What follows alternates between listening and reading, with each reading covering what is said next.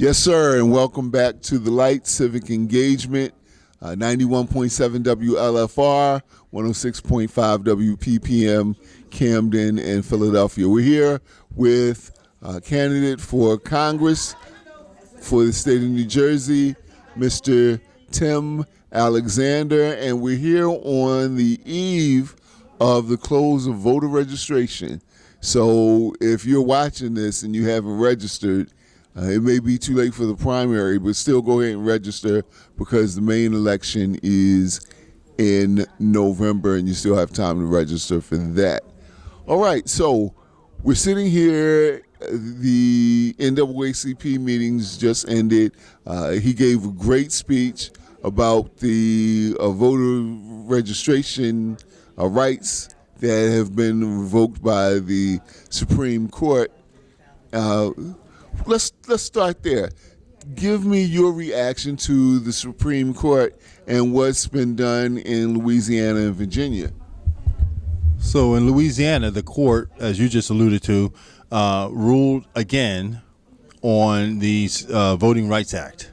And this time they attacked Section 2 of the Voting Rights Act, which basically it was a safety net against discriminatory and unfair practices in deciding congressional districts or legislative districts. And it prevented states from drawing lines with discriminatory intent. And what the court said was, well, we need proof because, there's no actual proof. And that's like saying I'm taking my medication every day so I'm well. Therefore, I don't need to take my medication anymore because there's no proof that I'm unwell. And it's absolutely ridiculous. The other issue that you raised, and let me back up a little bit back to the Voting Rights Act before we go to Virginia. The Voting Rights Act was previously attacked in Shelby v. Holder, and where the Supreme Court, the same court, or at least the Roberts Court, gutted Section 5, which required states that had a history of discriminatory practice to get approval before they made changes. So if you think about the history of what Roberts is doing, by the way, Roberts argued against the Voting Rights Act back in the early 80s when he was just a young attorney. So this is part of his legacy is to defang the Voting Rights Act. So going to Virginia, and then we'll talk about our solution for what Roberts just did. Virginia's Supreme Court overruled the voter-approved redistricting maps. Voter-approved. And they overruled it on a technicality, not even on the merits of the action or the merits of the vote. So what Virginia needs to do, I hope they would do, is get on the shadow docket that you probably heard so much about. It's the emergency docket before the Supreme Court, and get this heard by them. Now, if that happens, and in meantime, get an injunction against the Supreme Court's decision so that all those people who've already voted in Virginia by early voting won't be disenfranchised and have their votes thrown out. I think that's got to be key for Virginia. Back to the Roberts attempt to destroy the Voting Rights Act of 1965, our solution to that is passing the John Lewis Voting Rights Act. If we've passed that, it reinforces Section 2, uses modern data to make it stronger and defeats the argument of the court. It also will revitalize Section 5 and come up with new data to support the need for Section 5. These things can be done. So the question is, how do we get them done? We don't start until we vote. And we vote for candidates that will get these things done. And we hold them accountable. Because it was a question asked before we went on camera, well, what will change if everybody vote for a congressional candidate such as myself? Change occurs when we get in the House and we actually get to be a disruptor to the status quo and demand change.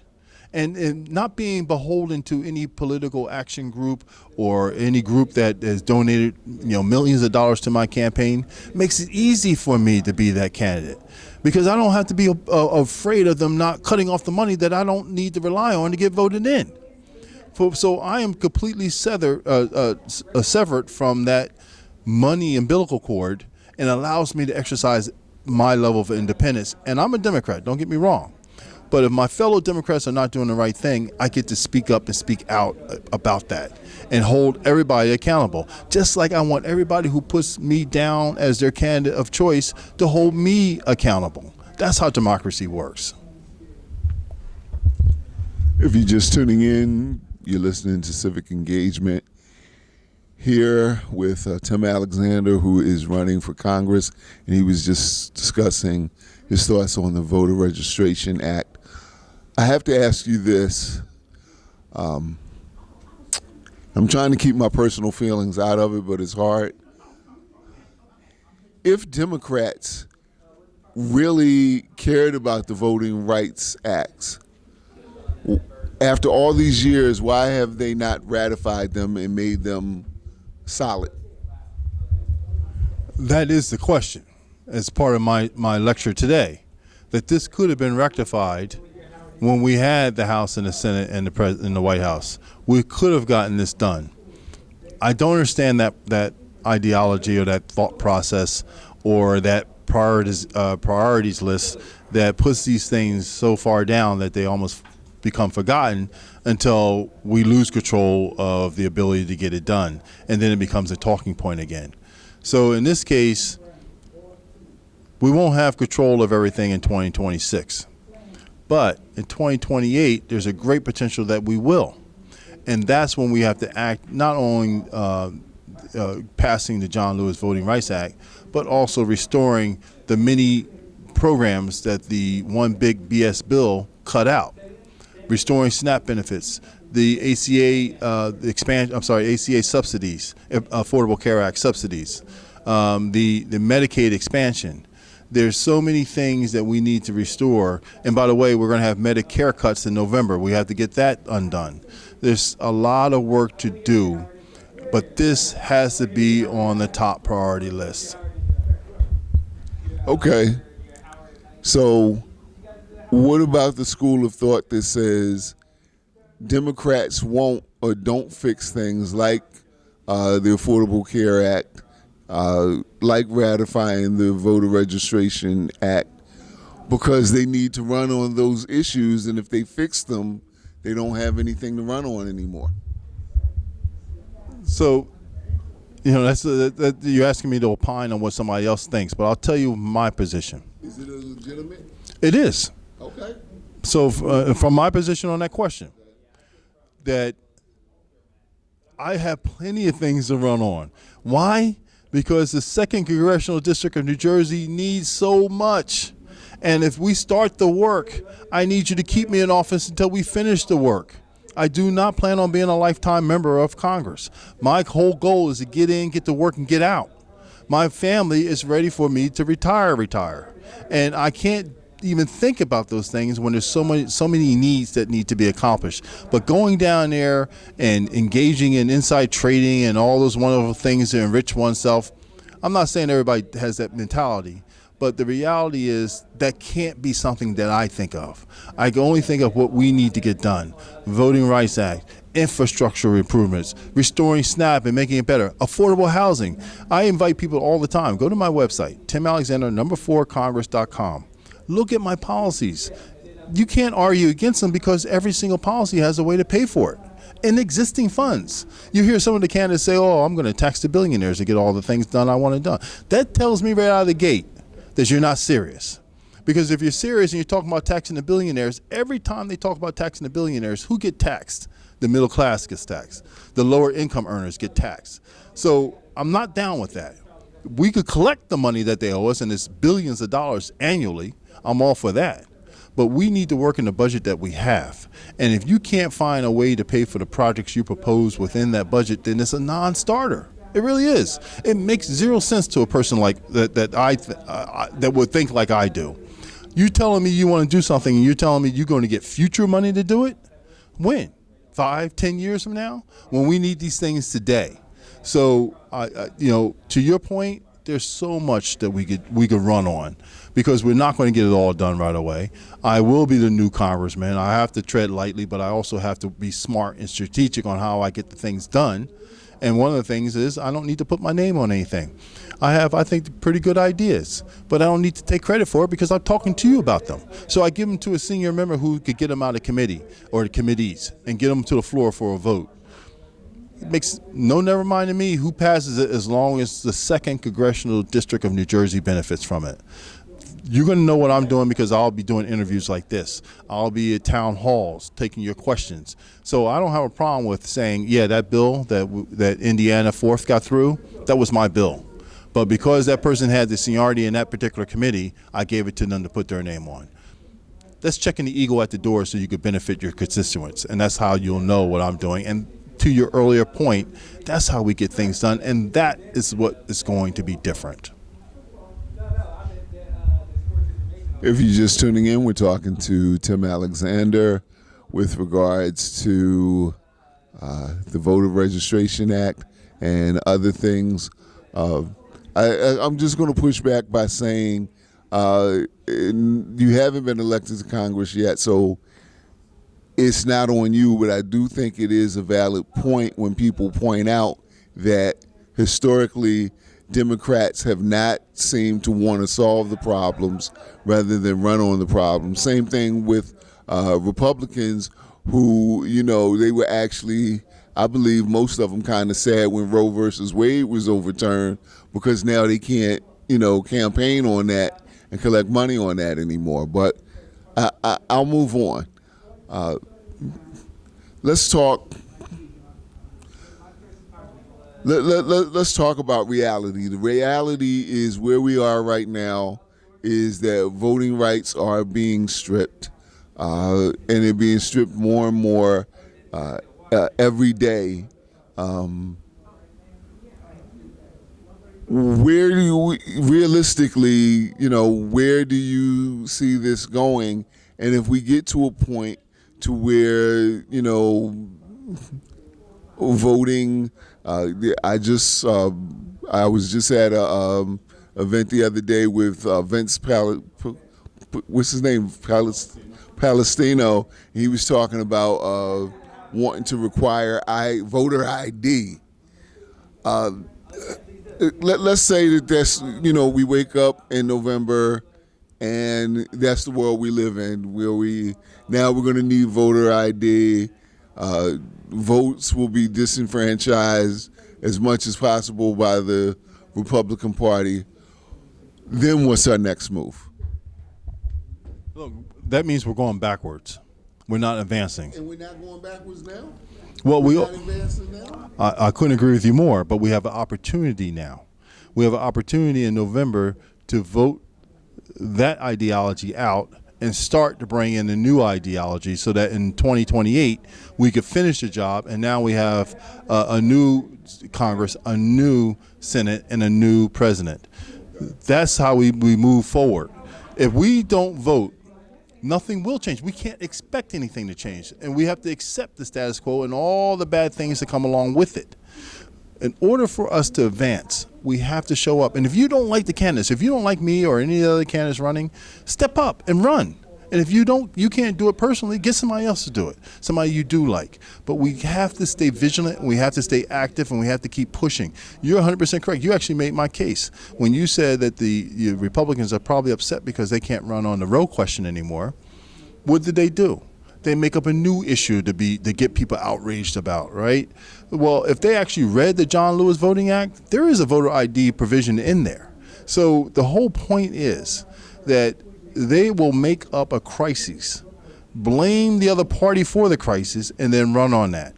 Where I intend to take the laundry list of things we need, break it down to a point where we can actually accomplish things. Instead of me saying I'm going to do 15 things in the first cycle of my first term, I'm going to get one or two things done. And then I'm going to, you reelect me because I've proven that I could do what I said I'm going to do, then I could get 2 or 3 things done. And the longer I'm there, I could get 4 or 5 things done. But our laundry list is so long, I won't run out of things to run on. I won't run out of things to do. And not to mention, we're going to have to go back in some circumstances to start all over again because the needs they come back. So all this work that needs to be done has to start somewhere, and it starts with people voting, putting me in office, and giving me the opportunity to get it. And the beauty of voting for me is if you don't like what I'm doing, you could fire me. And in the 2nd Congressional District, winning this race is going to be on a very, very thin margin. So firing me won't take much. Simply stay home, and I won't get reelected. But if you believe in what I'm doing, you believe what I'm proposing, what I have already accomplished without the power of the office, then come on out and vote me in, and let's get to work and get serious about getting things done. Okay. I still maintain that I don't have confidence that the midterms or the 2028 election is going to save us or anybody. I don't think that the right strategy is to wait until everything goes wrong and say, now what are we going to do? But I asked the question. That was your answer. So I'll move on. Well, I asked you specifically if we wake up in November and we don't win the House, we don't win the Senate, and it looks like I shouldn't say we. Let me rephrase that. If we wake up in November, Democrats have lost both chambers again, and it looks like the president is either going to get a 3rd term or we're going to get a President J.D. Vance. I don't think that's the time to start preparing for what we're going to do. So, I believe I follow your point. Do we have a plan B? Is what you're basically asking. And yes, we have to do what we've always done. We have to fight. We have to show up, show out. We have to try to convince some of those Republicans that what they're doing is wrong for the country and certainly wrong for our district. There's never going to be a time where we sit down on our hands and say, woe is me, we lost this, we lost that. We haven't done that yet. Why would we do it? We have to keep pressing and fighting. So, look, I can only view things from my own eyes. And folks, he was asking me a question, you couldn't hear it. But the thing is, I view things from my own eyes. In my eyes, and I know my family's aligned with me, there is no rest period. There can't be. If I don't prevail in June, then I'll find another way to help my community. If I don't prevail in November, I'll find another way to help my community. And if everybody thought this way and everybody found a way to help, we wouldn't be in this situation to start with.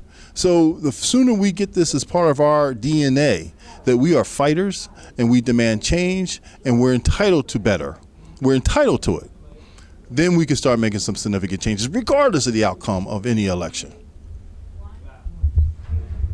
I have a couple more questions, but I see my second interviewer is milling around, so I want to make sure I get Councilman Shabazz in.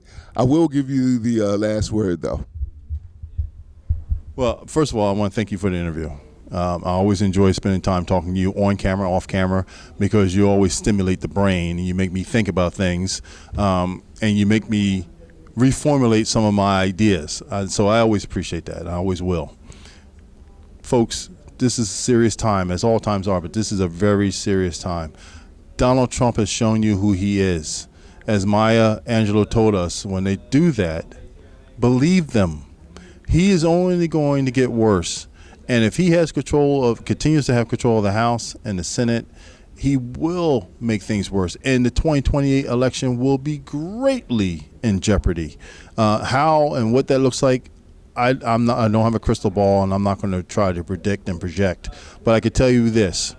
One way we cut that off this year, is voting for me in June 2nd for the primary, and then vote for me again in November, 2nd Tuesday, for the election against Jeff Van Drew.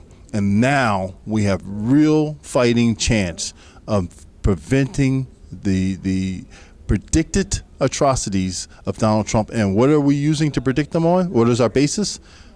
The past 2 years. The fact that he's over $2 billion in grift.